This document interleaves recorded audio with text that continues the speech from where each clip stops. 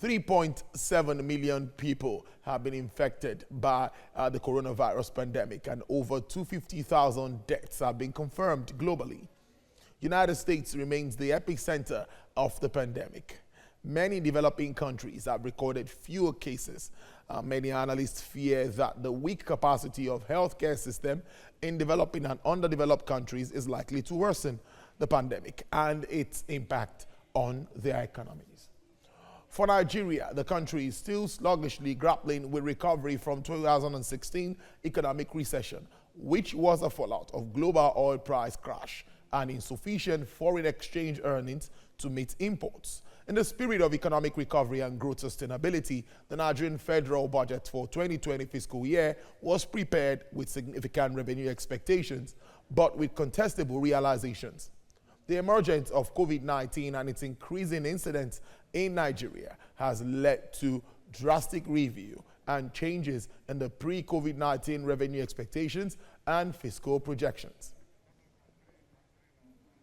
Let's talk more on this and also look at the role of the private sector in order to help stabilize the economy. I have the Chief Executive Officer of the Nigerian Economic Summit Group, NESG, Mr. Lawi Jayola. He joins me live via Skype from Apapa here in Lagos. Thank you very much, CEO, for joining us on the show. Thank you, Tolu, for having me. I want to start this way. A lot of projections before now, and with what we see globally, it's not looking very good. Now, for a country like Nigeria, let's start with that. Where do we stand? We see the budget being reviewed. We see a lot of moves being made by government. But where do we really start from to start to rejig and restart our economy? Well, again, our dependence on oil is cost us another problem. You recall that despite the fact that oil accounts for less than 10% of the GDP, it has always been the largest foreign exchange earner, giving the government the largest foreign exchange earning, which is always monetized and spent. And therefore, I listened to your intro, government was expecting to have they used the 57 Naira benchmark. Unfortunately, that's been reduced to 20 Naira benchmark. But the double whammy is that they had used a daily production quota of about $2.3 million per barrel. But you find out that after the OPEC Plus, they have, our production quota has been reining to about 1.3. Even beyond that, we're even finding it difficult to sell our fuel, like our oil, our crude, because we took that decision of doing more of spots than forward transactions. So what you see is that there's a huge revenue gap in the government budget. Unfortunately, we are facing a period of recession. And when you face a recession, you have fewer choices. If you don't want that recession to be there for too long and to deepen, so you need to find a way of spending your way out of recession, which must have influenced why, despite the fact that revenue expectation of government is lower, their expenditure has not been significantly reduced at all. And that's why government is looking at borrowing, both domestic and locally, to make sure they shore up for the shortfall. So no doubt it is a tough time for us as a nation, but it's not something that we cannot turn the tide if we are committed, if we are willing to make those tough choices as a nation. We're going to look at those tough choices as we move on. But I'm also looking at the impact of this crisis, particularly now on aviation, tourism. These are sectors that almost all over are yet to get back to work. How do you see this playing out moving on in 2020? Well, you look at aviation, people look at aviation even alone from the point of tourism, from the point of view of movement of people. But even movement of cargo and supply, so we have supply disruption in terms of even if you're going to import intermediate goods for the manufacturing sector, you're going to have some few challenges before all of this come around. So it's going to be tight, which is why we hope that the pandemic will be over sooner rather than later. When I say sooner, I'm not talking about 1 week, 2 weeks, 3 months. If you note, when the presidential task force was set up by the federal government, it was for an initial period of 6 months. And if we all cooperate and work together, maybe it will be for 6 months. But if you look at what has happened in other nations, there are projections that it might even be longer than 6 months. But this has affected tourism and travels. It has affected movement of cargo, goods, and services. So it's a challenge, but again, that goes back to some of the things that all of us know before now we've been discussing.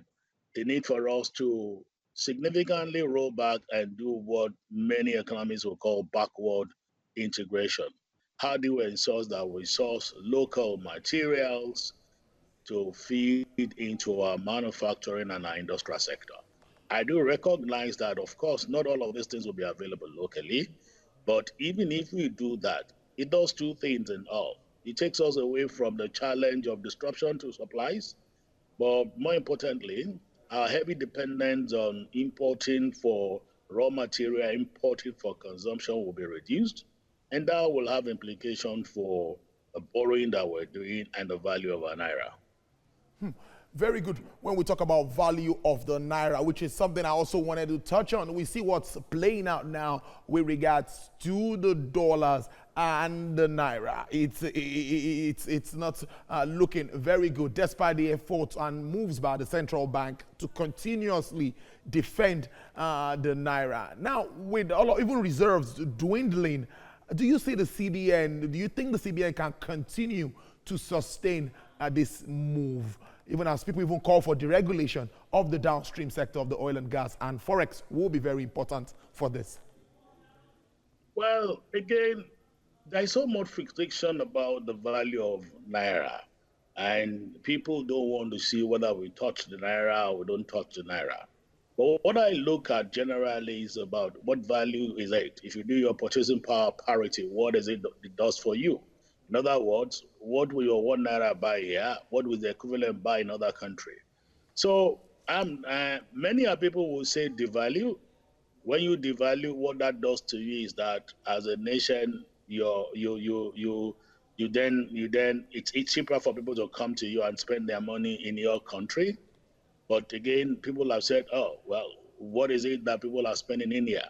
But to the extent that will require a lot of inflow of foreign investment, and when I say foreign investment, it's not foreign portfolio investment. It is appropriate for us to have a right value for the naira. Because as long as one of the things we do is that we deter, we knee jerk, we take position. Recall, we had the same scenario in 2016 when we had our recession. It took us a long time before we adjusted the value of the naira. And one will have thought that subsequent to that, we will not wait again and, we will not just be waiting. We will do what everybody does, which is manage floating. Now, it's important that we do that. One of the major challenges that we are going to face if we don't do very well is how to manage foreign currency flows. It is very, very important. That is what will give confidence to investors, both local and outside. That is what will give confidence to companies and all of those that do business with us. So one will hope very strongly that the CBN must have learned a lesson from our experience when we had a recession in 2016, and we will not take some knee-jerk reaction. But if we really have to reprice our naira, let's do it quickly, let's do it reasonably, and let's ensure that we do not deter those foreign investment that are waiting from outside, or even domestic private investment that is waiting to see real value before they put their money. And now you touched on backward integration, which everyone knows that's the way to go if we're to improve our manufacturing sector and all of that. Now, and you talked of these tough decisions.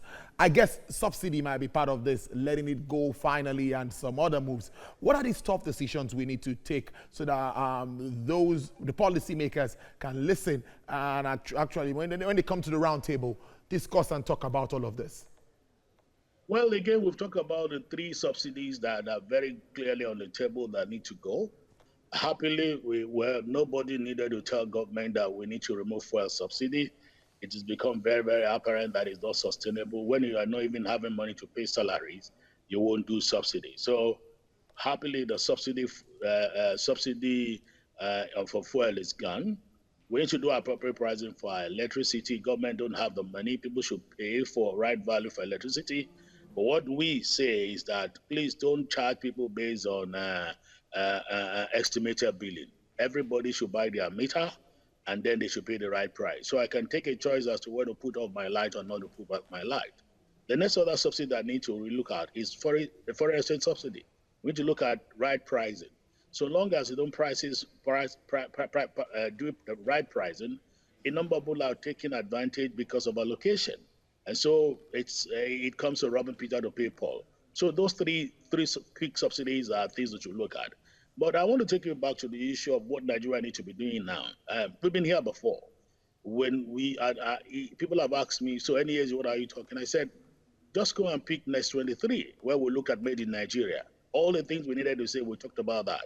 We were coming at the back of a recession, and we had identified a number of sectors that if we leverage on and work on, maybe we would not have been where we are today. Agri still give us one of the best areas to work on. Agriculture account for 23% of the GDP as of last year. Unfortunately, if you dissect that, crop production alone is almost 90%. It means that just the way we do with crude oil, we're doing the same thing with our agri product. What does it take us to ensure that we begin to add value to that? But again, that is despite the fact that we are not even getting the belts of yield. That is despite the fact that some of the yield we get, we lose them to post-harvest losses. So time has come for government to sit down and say, our yield per acre must improve. Not only that, we must preserve losses. We must begin to do light industries around it so that we're adding value to it. And listening to what the vice president team, economic sustainability, these are part of the areas they're looking at. And they're looking at construction. I still believe that we have a lot to do around the IC sector. It's something that can help us. But given what we have seen from COVID-19, the social sector is a place that we should not take for granted. We need to make sure that our investment in the health infrastructure of Nigeria should not only target COVID-19, but how do we ramp it up subsequently? Because of the number of poor people we have, ill health could make a person poor. If today you make some gains from your businesses, if you have a snake bite and you have to spend all the money, you are gone. But if you work on a health facility and you ensure that people have good access to health, and you can leverage a sufficient infrastructure development that make movement of goods and services a lot easier, and we work on electricity, you realize that the informal sector and the MSME sector that are critical to our economic growth will then be able to do well. It's time for us to begin to take eyes away from oil. I'm not one of those that will say we don't need oil. For now, we still need oil. But how do you ensure that we use the proceeds we get from oil to develop all the sectors of our economy that is waiting for all the supplies? For instance, we need to begin to pay attention to trades. Time is it for us to go back on the negotiation table and make sure that we are partaking in all the agreements so that they don't take decisions behind us. So those are things that we've talked about since 22 in 2016. We'll here talk about them, and we had engaged government about the need for us to fully ensure that our diversified economy begin to bring good value to table.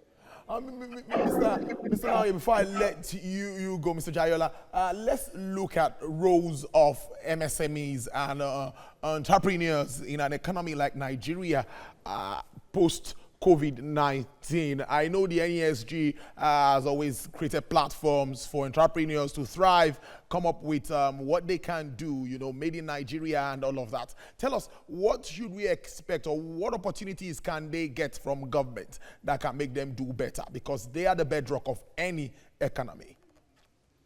Well, it's good enough that government is announced that there will be some facilities for MSMEs to draw on, and glad to know that there will be some moratorium from whatever borrowings they've made from government, and one will expect some tax rebate. But usually, what do MSMEs need? First and foremost, they just need power. They need power for them to do well. So let's fix the problem around the power sector to liberate the NSME. What do they need again? They want permits, and they want to be delivered from multiplicity of tax and levies. And this is not only federal. In some states, it is humongous. People pay as much as they have different levies and tariffs that and levies and tariffs that they pay. So how can we harmonize this so that you don't make it difficult for them? Some of them need simple approvals, and they don't get on time.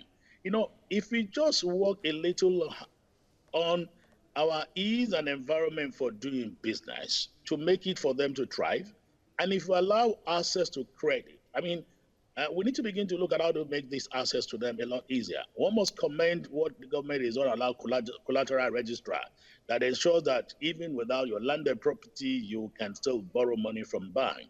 But that's what they need. Of course, technology exists, and we are beginning to see a lot of them leveraging on available technology. Indeed. But my challenge to the MSME sector is for them to again collaborate the more, share ideas, and learn one from another, because the environment is changed, and it is only the ones that are leaner and faster, the ones that will learn from the other people, that will be there to take advantage. But know that they need support, and one commend what the central bank and government is done. It cannot be enough. They need a lot more of that. Chief Executive Officer, Nigerian Economic Summit Group, Mr. Laoyu Jayola, thank you very much for joining us on Business Nigeria this afternoon.